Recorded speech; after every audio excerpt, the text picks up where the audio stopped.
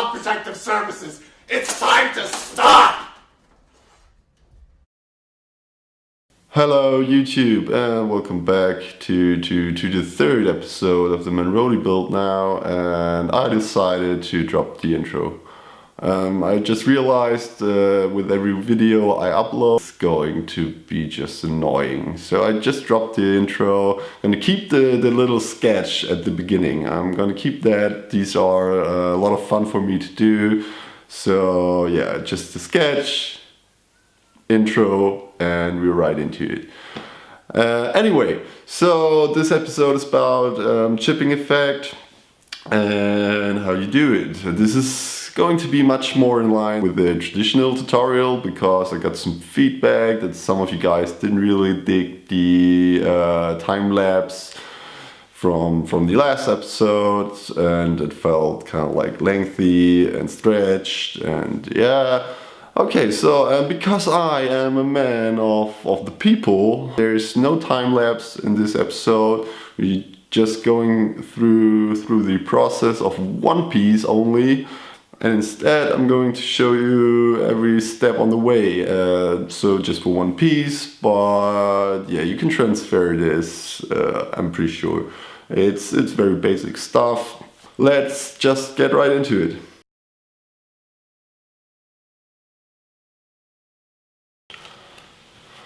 Okay, we're gonna start by mixing our chipping paint. I like to use a dark shade of brown for this. So we're gonna mix this German black brown, and we're gonna add some black to darken it even more.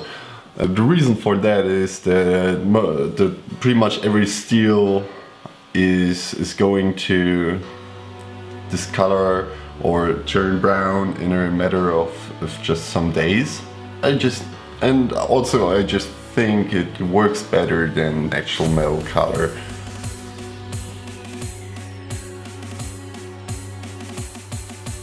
I'm not thinning it down in this case because I want a real nice coverage of the color in this case.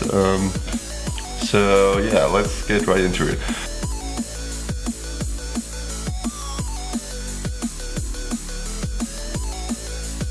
For me, it always worked best to work from the outside to the inside of the piece. So I'm gonna do the edges first.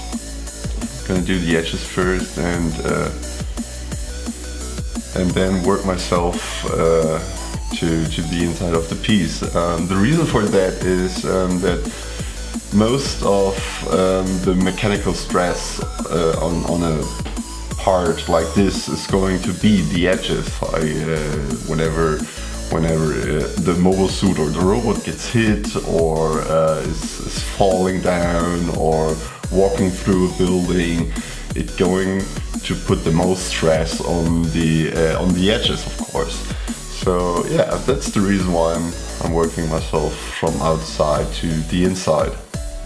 And the other reason why I do this is it's very easy to overdo the chipping. The chipping is something you can really easily do too much of, and by doing the edges first and knowing that I'm going to tone it down the more I get to the middle of the piece, I can't really overdo it that much. Yeah, so that's the reason why I do it this way.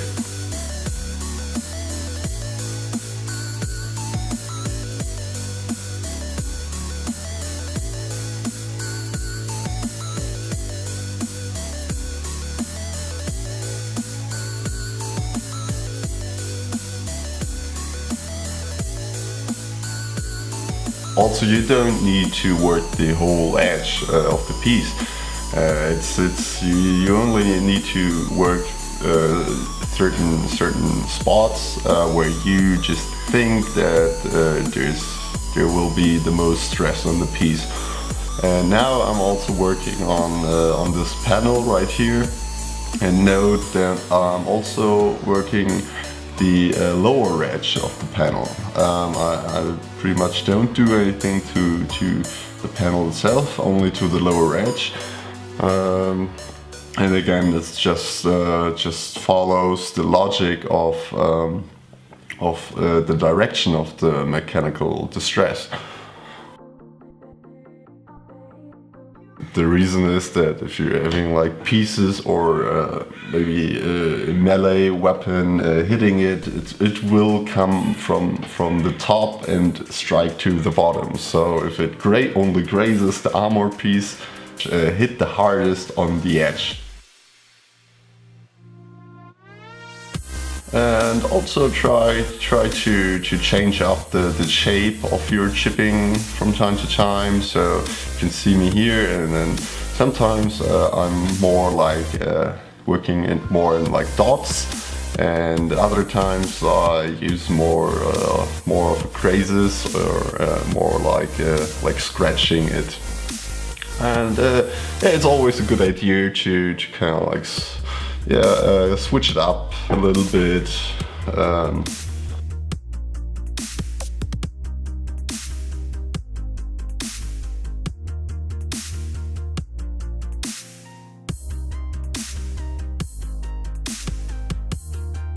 And also try to follow the form of the piece. So you can see me here now. I'm working this round edge, this really round edge, and I put my scratch right there, and it thins to on the outside, so it kind of fades, but and the biggest hit, the biggest impact is right there on the round edge.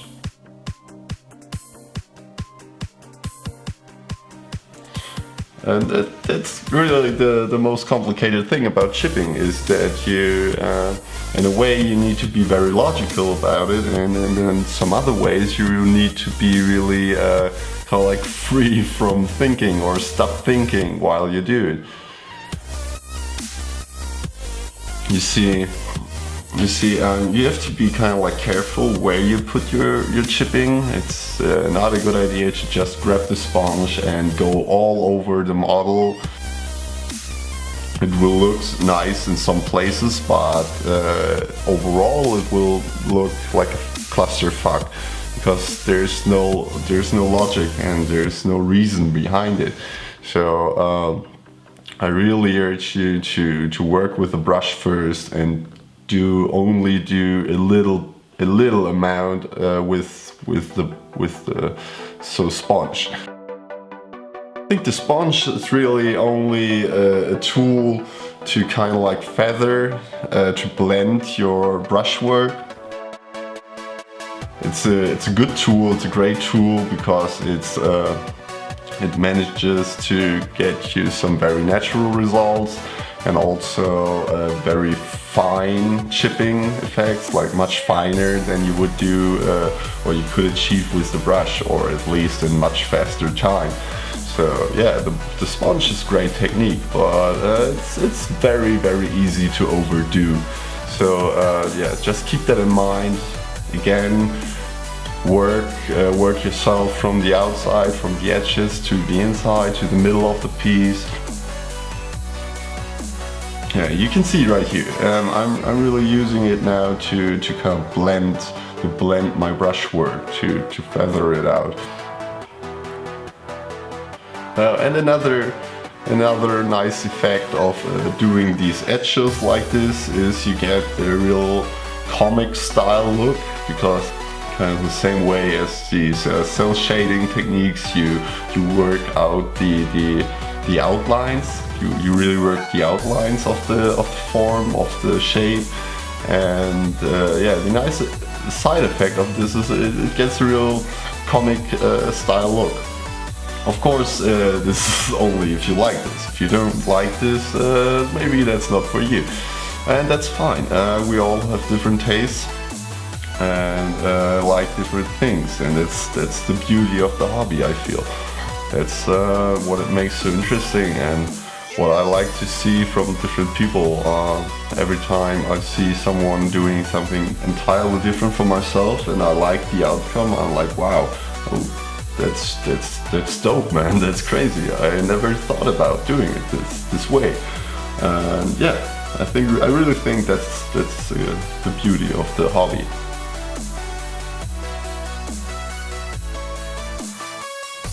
So the next step will be highlighting our chipping. For this, I'm going to use the leftover color, the brightest color from the color modulation set. This is pretty much me just being lazy. I don't want to mix anything, and it will work quite fine in this case. So you see me, I'm working myself in the same light direction we lay down with the color modulation, which in this case it's very simple, zenithal light, like from the top down. Because I don't plan to include this in a diorama or anything, I just want to keep it posable, so I chose the most simple lighting technique for this. So you see, I'm just working the edges again. It adds a real nice depth, some real dimension to the chipping. So by doing these highlights, you get the effect of the paint like really coming up, like really, it's like it's really scratched off the piece. Like you get a real depth to your weathering. And also, I like to do this in a very high contrast. That's another reason why I use this very dark or black-brown, is that I want this to really pop.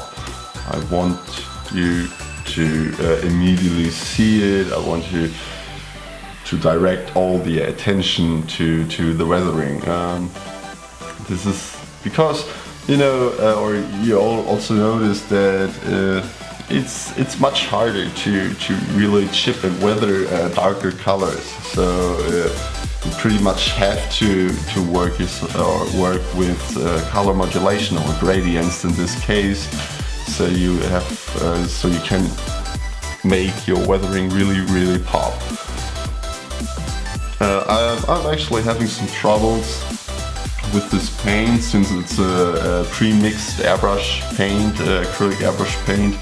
It's super thin, it's nice to airbrush, maybe it's even thinner than I would mix my own airbrush colors, so it's kind of hard to work with a brush like this, because as I said, you want a good coverage with the first stroke, and this color doesn't really give it, or with this color this isn't really possible. But yeah, you can just see it still works, it's still fine, you can do it. You just need some more patience, and yeah. And I'm doing much more in the lighter areas of the pieces, just because it's kind of like fades a little bit more there. It's much closer to the surface color in these areas.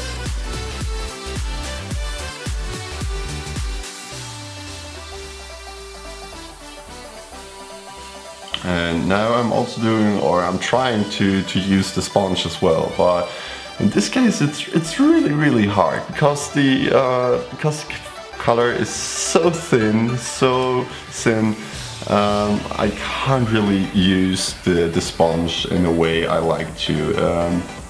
Yeah, you can see I try to be really careful, but it's super easy to smear it across the piece like this.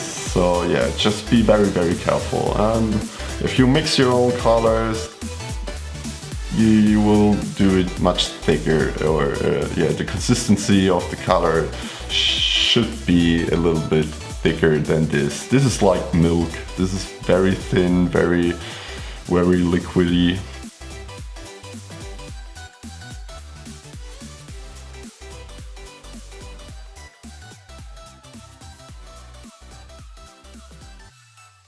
Okay, so you see the finished piece, and I think it looks really nice. The effect I wanted to achieve is really there. You have this nice color modulation, this gradient from the top to the down, and also you have a really nicely shaded piece already. You can see these kind of like vent things on the bottom there. They're really dark, and even the panel lines already show through very nicely.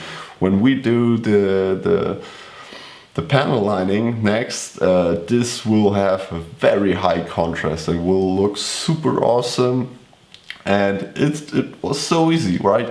Alright guys, that's it for today's episode. I hope you enjoyed watching, and if you did, please leave a like, leave a comment, consider subscribing. Everything that helps my channel grow. Maybe share it with your friends, whatever, I don't really care. As long as you tune in next time when I paint a robot.